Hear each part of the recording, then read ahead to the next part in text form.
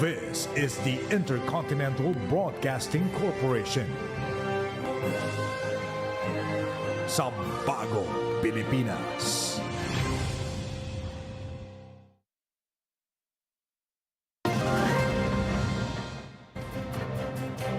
Good evening. It's 13 News. We bring you the day's top stories that shape the country and the world. Let's get into the headlines right now. President Ferdinand Marcos Jr. personally visited evacuees in Pampanga due to an ongoing flood.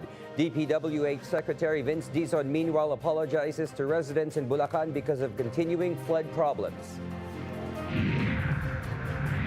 Aside from the prevailing southwest monsoon, Pag-asa is currently monitoring 3 tropical cyclones around the country, one of which is Typhoon Obet that is inside the Philippine area of responsibility. Senator judges subjected witness Gina Acosta in the ongoing impeachment trial of the Vice President. Former OVP Security Chief Colonel Raymond Lachica repeatedly mentioned as the one who used the confidential funds with questionable names of recipient. An economist challenges Filipinos to choose leaders in the upcoming 2028 elections for a sustained decline in the country's poverty rate. And Filipina tennis star Alex Ayala earns a new career high, while another Filipino is making a name in tennis. All these and more here on 13 News. First in our news, President Marcos Jr. approved the creation of 5 sabo dams over the upstreams of Pampanga. That's among the responses of the president to the provincial government's appeal for a long-term solution to their flood problems. Along with that is the president's effort in making sure that the needs of the evacuees are met. IBC correspondent Harley Valbuena has the full report. Several areas in Pampanga and Bulacan are still flooded, even as the rains have eased in the past days. This is what President Ferdinand R. Marcos Jr. witnessed during his aerial inspection. The provincial government of Pampanga appealed to the national government for a long-term solution to the floods. Bawa na sa mga kababayan ko kasi naiiba yung probinsya ng Pampanga kasi baka mawala sa mapa yung mga downstream na bayan. In a situation briefing at Pampanga Provincial Capital, President Marcos Jr. approved the creation of 5 sabo dams over the upstreams of Pampanga. This will catch the water coming from Sierra Madre before it reaches low-lying areas in Pampanga. Kumukuha nun sa tubig sa taas. Sierra Madre na yung pinagkukuhanan ng tubig. At yan ay makakatulong para bawasan ang bilis ng pagbaba ng tubig, mabawasan ang siltation at makakapag-ipon pa tayo ng tubig para gamitin for household use, industrial, for irrigation sa agrikultura. The Department of Public Works and Highways said that the Sabo Dam project is slated to begin in 2027. Also being studied is the construction of a 100-kilometer dike road in Pilar, Bataan, which will further alleviate flooding in Central Luzon. Over 200 barangays in Pampanga experienced flooding and more than 1 million residents were affected. The monsoon rains also left 100 millions worth of damages in agriculture. The president meanwhile also visited an evacuation center in Bacolor and distributed cash assistance. He insisted that ghost and substandard flood control projects were not the only causes of flooding, as this was also brought by climate change. Harley Valbuena, IBC News. Public Works and Highways Secretary Vince Dizon meanwhile apologized to the residents of Hagonoy, Bulacan after they endured severe flooding in recent storms and habagat due to failed flood control projects in the area. Secretary Dizon admits billions of pesos have been spent on flood mitigation structures as they provided no protection for the community. He assures residents that the DPWH will take all necessary steps to fix and upgrade Hagonoy's flood mitigation facilities. Over the weekend, Secretary Dizon personally visited Hagonoy to assess the situation on the ground and hear directly from affected residents.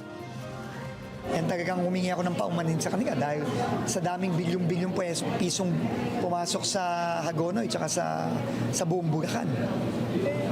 Wala, hindi na itulong kahit ano doon. Over in Zambales, the Philippine Coast Guard aided in the rescue of a tugboat that sank off Botolan earlier today, amid strong waves and rough sea conditions. The MTUG SL Sewell 1 ran aground and was being towed away when the vessel began leaning towards its starboard side before completely sinking in waters 24 meters deep. All 10 workers on board jumped and were safely rescued and are in good condition. The vessel was carrying roughly 15,000 liters of diesel, but the fuel tank remains intact. Coast Guard teams have since launched patrols along the Bukaw River and nearby areas to watch for any signs of an oil spill.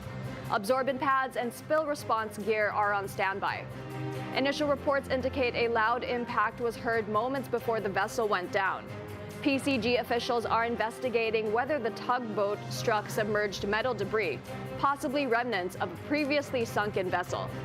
The Coast Guard is meeting with the vessel's operators to determine next steps, including handling and recovery of the diesel cargo.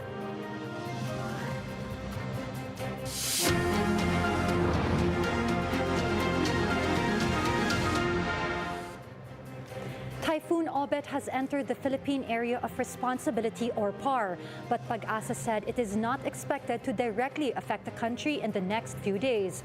Obet, formerly known as Severe Tropical Storm Saudel, entered the PAR at around 1:20 p.m. Its center was last located about 1,350 kilometers northeast of extreme northern Luzon and is moving west-northwestward at 30 kilometers per hour. It is expected to remain within the typhoon category until Thursday, before possibly weakening into a severe tropical storm by Friday. Meanwhile, Pag-asa is also monitoring two weather disturbances outside the PAR.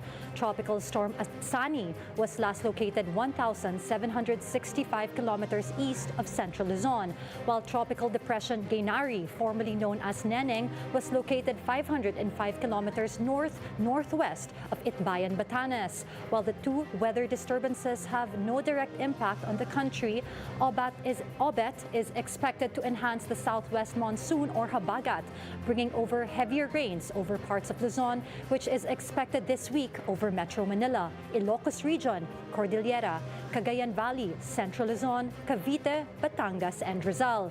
Zambales, Bataan, and Occidental Mindoro may receive 50 to 100 millimeters of rainfall from tomorrow afternoon to Thursday.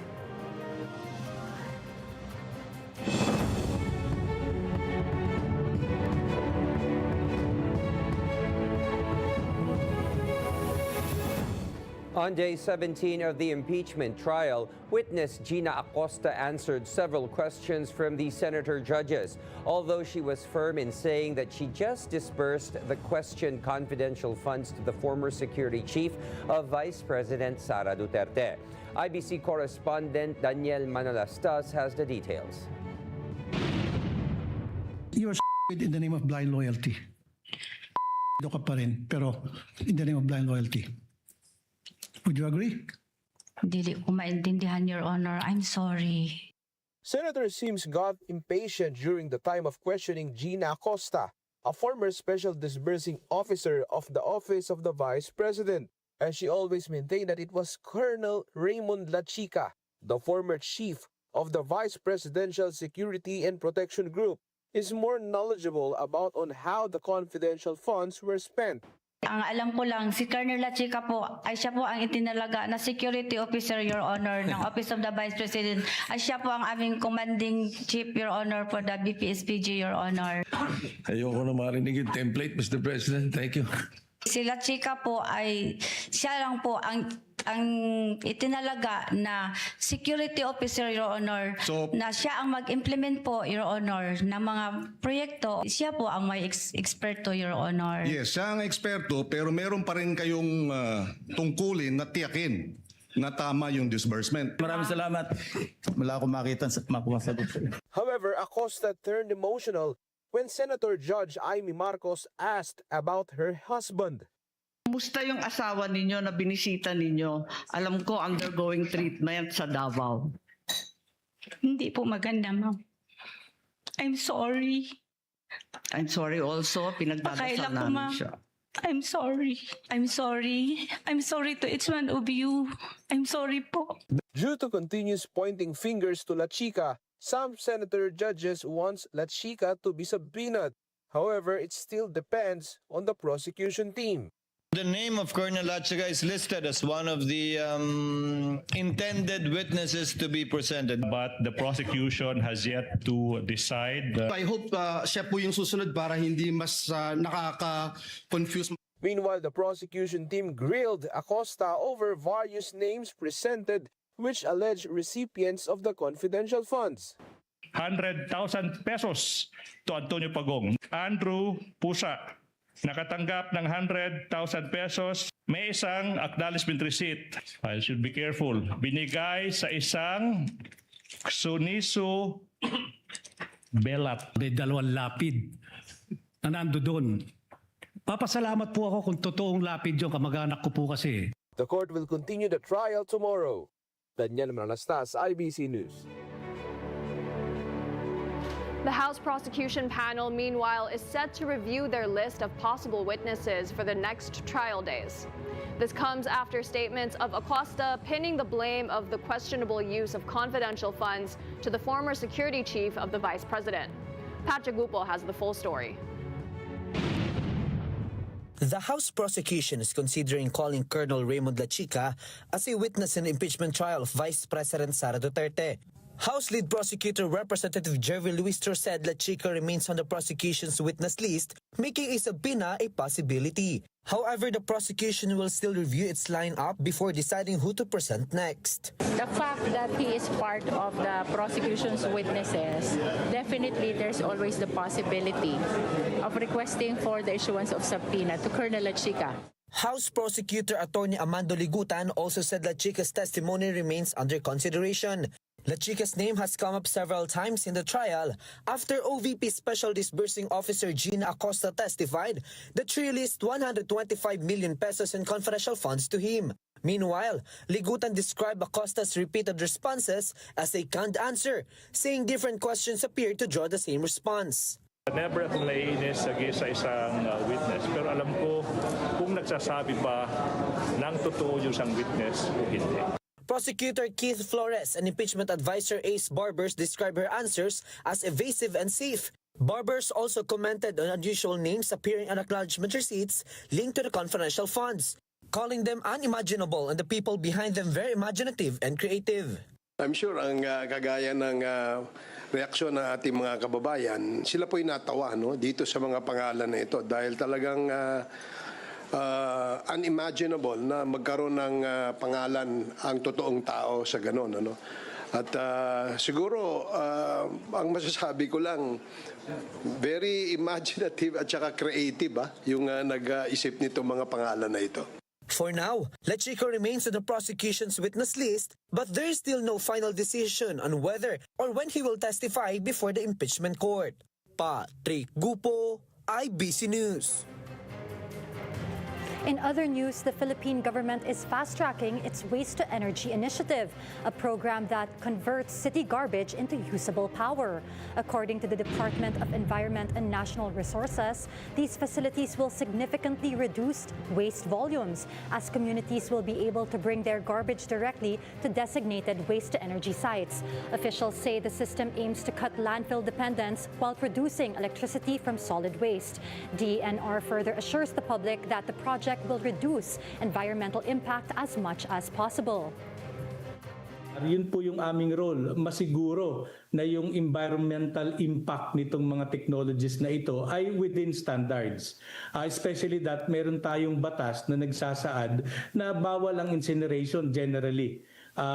But as long as this incineration ay mag-i-emit nung within standards, sabi ng Supreme Court, allowed naman po. Kaya pinaiigting natin ngayon yung pag-aaral natin ng mga technologies na ito. Up next, lawmakers question PAGCOR over content creators' endorsement of online gambling platforms. Stay tuned. This is 13 News.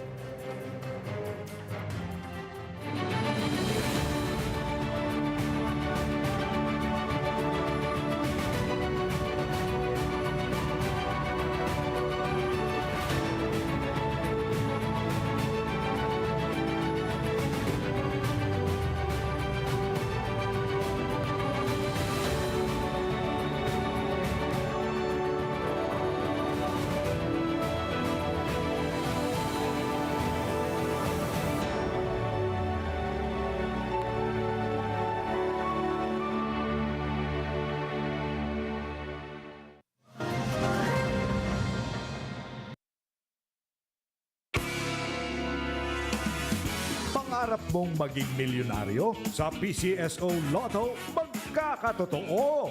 Mas pinasaya, mas pinabongga, mas pinalaki ang mga jackpot prizes. Araw-araw ang bola. Kaya more chances of winning sa PCSO Lottery Draws. Lunes hanggang Linggo, tuwing 2 p.m., 5 p.m., and 9 p.m.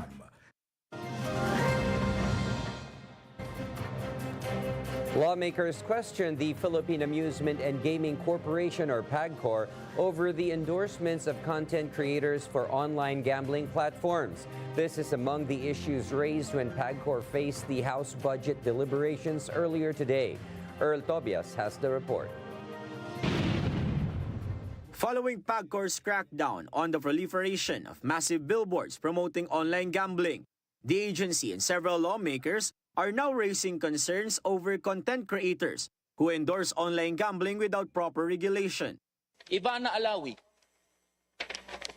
mamimigay ng 100 iPhone 17 pero hindi pala kusang ibibigay yun. Dapat ikaw muna ay mag-subscribe o mag-like doon sa isang online gaming platform. PAGCOR Chairman Alejandro Tenco said the online gambling endorser was hit with a 1 million peso penalty and warned that repeated violations could lead to suspension.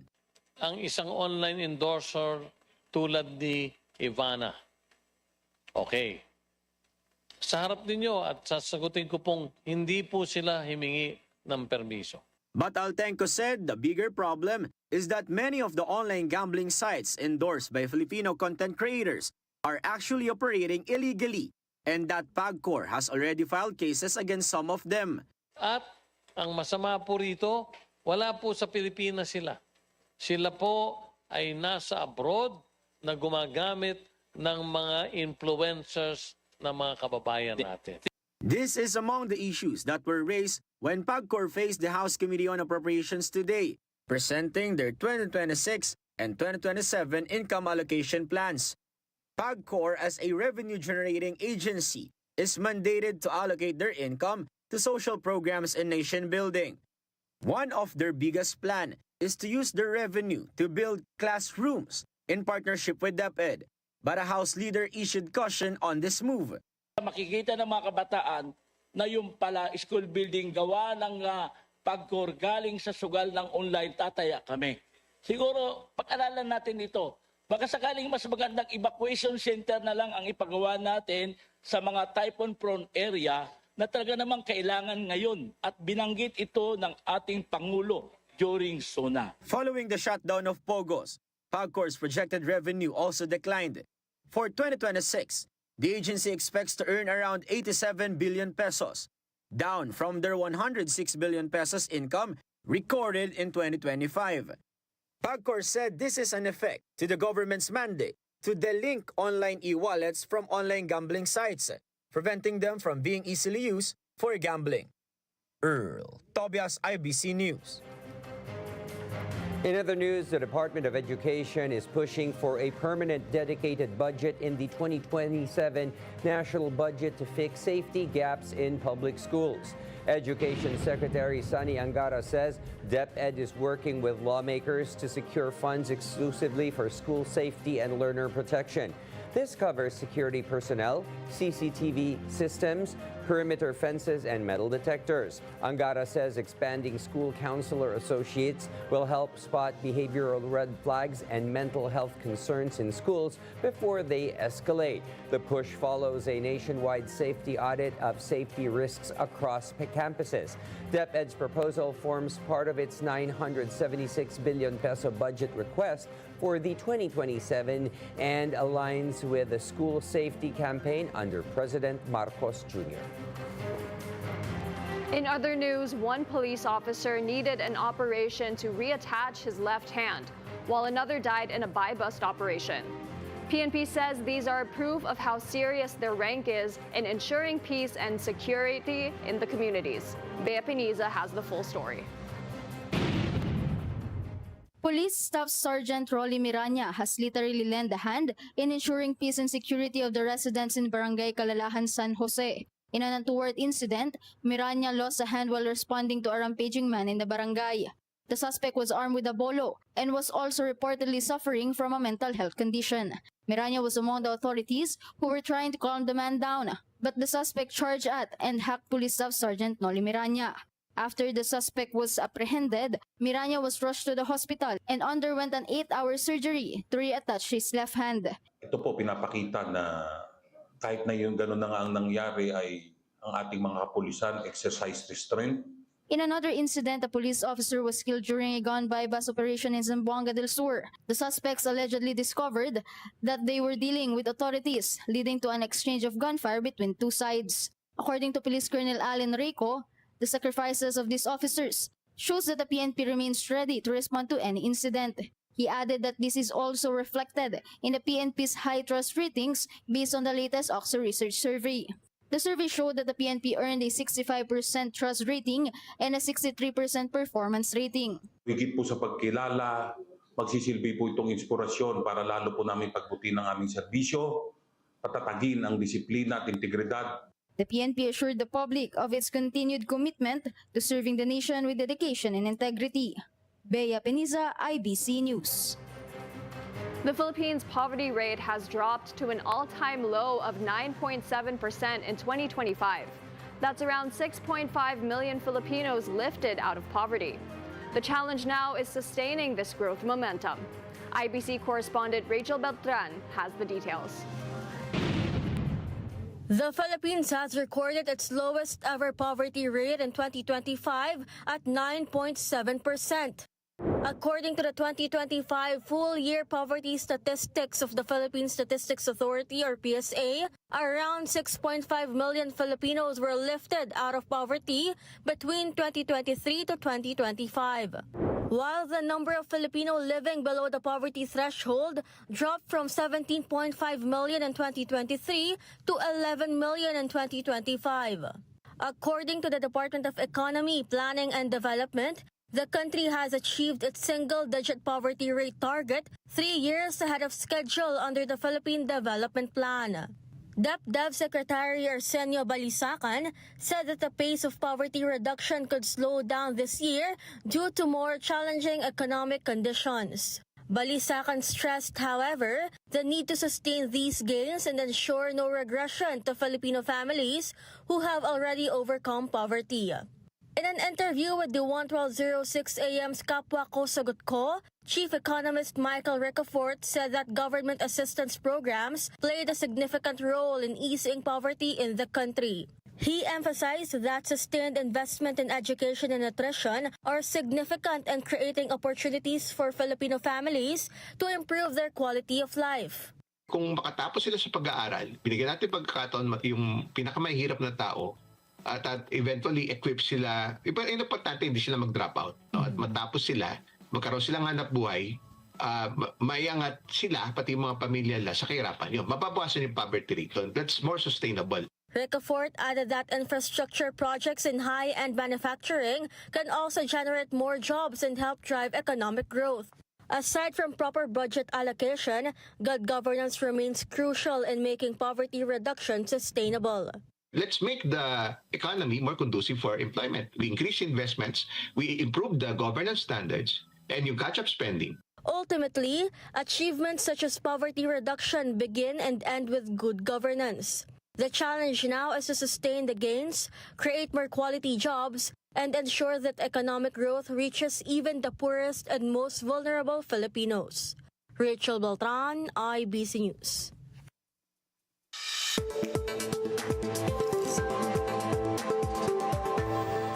Broadway star and singer Lea Salonga is set to make history in Hollywood Walk of Fame. The Broadway icon will receive her star on the Hollywood Walk of Fame on September 4 under the live theater category. She will become the first Filipino to receive the honor. The award comes after nearly 3 decades of a successful career on Broadway and beyond, including her iconic role as Kim in Miss Saigon. She also holds the distinction of being the only actress to sing for 2 Disney princesses, Jasmine and Mulan. Over in Beijing, a humanoid robot, meanwhile, has surpassed Usain Bolt's 100-meter world record at the World Humanoid Robot Games. The robot Tiangong Ultra clocked 9.39 seconds in the 100-meter sprint, beating Bolt's record of 9.58. Another humanoid robot, Lightning, also finished under Bolt's time, clocking 9.47 seconds. With more than 2,000 robots competing, the games provide a platform for countries to showcase their advances in humanoid robotics.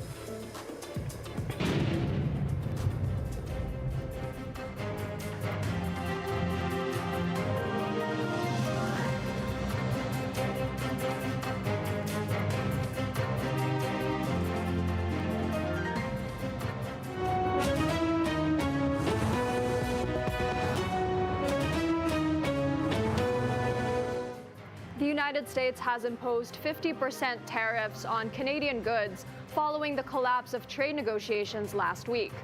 Canada has responded by announcing a dollar-for-dollar retaliation against the new U.S. tariffs. Let's have more details on the escalating U.S.-Canada trade dispute from CJ Reyes.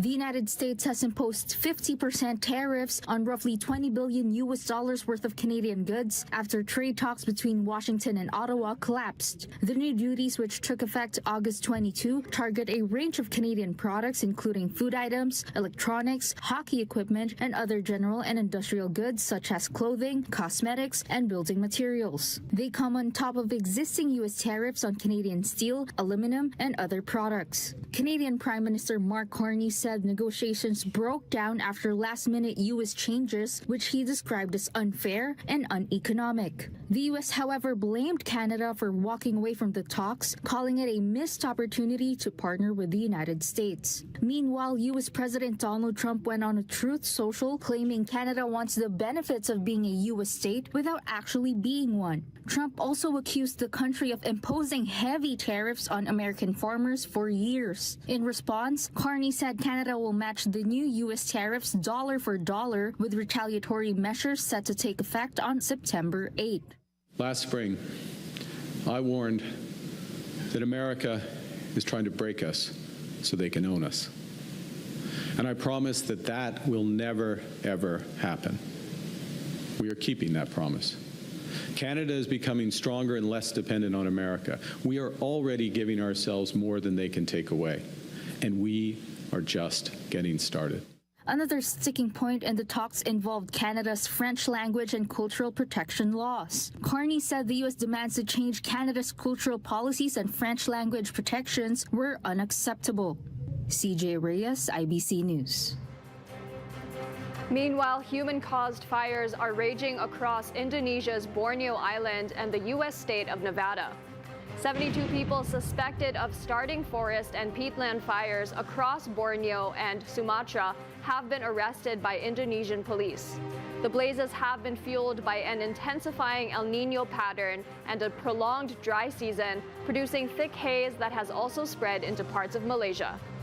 Meanwhile, the Hawk Fire near Reno, Nevada has injured at least 6 people and forced tens of thousands of residents to evacuate.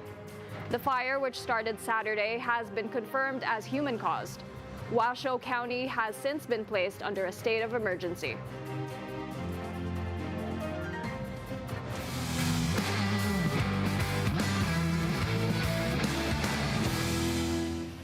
While in tennis, Filipino tennis star Alex Ayala and Filipino-blooded player Andre Ilagan are making Pinoy pride waves at this year's final Grand Slam tournament, the U.S. Open. Ayala climbed to a career-high world number 18 following her campaign at the Cincinnati Open, where she reached the round of 32. Her latest ranking makes her the highest-ranked women's singles player in Southeast Asia tennis history. Ayala will begin her singles main draw campaign on August 30, but she will first team up with world number 4 Felix Auger-Aliassime in the mixed doubles event tomorrow. Meanwhile, Filipino-blooded player Andre Ilagan will also compete at the U.S. Open after receiving a wild card card berth in the qualifying draw. Ilagan's parents are Filipino immigrants from General Santos City, while he represents Hawaii. He will begin his men's qualifying campaign today, which runs until August 27. Ilaga needs 3 wins in qualifying to earn a spot in the U.S. Open main draw. And before we wrap up tonight's newscast, we bring you the results of the PCSO's 9 p.m. lottery draws. For the Mega Lotto 645, the winning numbers are 40, 44, 8, 36, 12, and 32 with a jackpot prize of 25,692,398 pesos and 58 centavos. For the Grand Lotto 655, the winning combination is 51, 41, 18, 54, 12, and 27 with a jackpot price of 153,067,923 pesos and 93 centavos. For the 4D Lotto, the winning combination in exact order is 6, 6, 7, and 0. For the 3D Lotto, the winning numbers are 4, 3, and 5. And finally, for the 2D Lotto draw, the winning numbers are 31 and 15. There are no winners for the Mega Lotto 645 and Grand Lotto 655.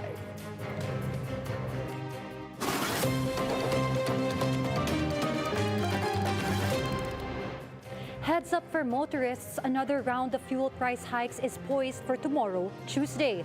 According to the Department of Energy, diesel prices will increase by 2 pesos and 31 centavos per liter. The price hike for gasoline is 1 peso and 8 centavos per liter, while kerosene will go up by 95 centavos per liter. The DOE assures the public that the country's fuel inventory as of August 21 is at an average of 47 to 54 days. And those were the latest from the IBC Newsroom this evening. I am William Thio. We'll continue to monitor the stories that matter and bring you updates as they develop. I'm Angela C. And I'm Gabrielle Lopez. This is 13 News, keeping you informed, and good night.